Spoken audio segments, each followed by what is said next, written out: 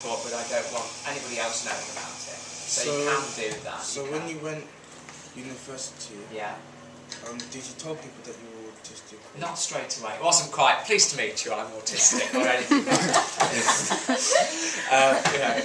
That would have been a bit forward. But I'd say the first couple of weeks. Imagine if you could do that, Just a good Yeah, that's my name, But in the first couple of weeks, you sort of started to gather who you would maybe want to hang about with, or who you could share the same thing, who you want to trust. Talking about trust earlier, wasn't I? So talking about trustworthy people that you think you want to hang about with, or just you feel comfortable talking to them. So after you did tell them, did they treat you differently? Most of them not, no. At sixth form, I did have a few people. Well, what about secondary school then? Secondary school was different. A lot of people who did treat me differently. But I think the reason for that was I went to a secondary school where a lot of people from primary school went to the same school as me. They already knew who I was.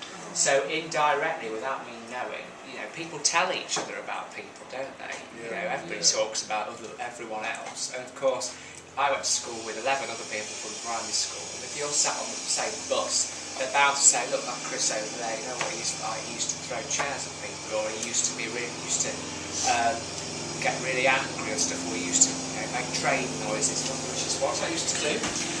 I'll be quite open about that, all these little things. So, no wonder really. It's not necessarily your fault, it's other people that pass it on.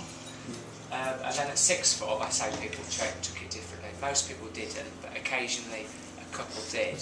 But actually, because the overwhelming majority didn't take it any differently, and I've had the social skills support that I mentioned in the other talk, I was saying that I had people helping out with language and learning how to socialise with people.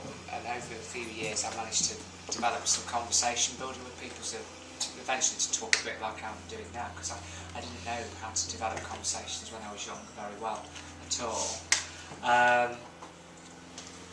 And so I was able just to sort of brush those people off in a way, because they weren't bullying at sixth form. They were at secondary school, but they weren't at sixth form, and that's why I was able to brush it away. But you can't brush that kind of thing away when it's quite strong, though, can you? It's quite difficult to get it away. So what about primary school then?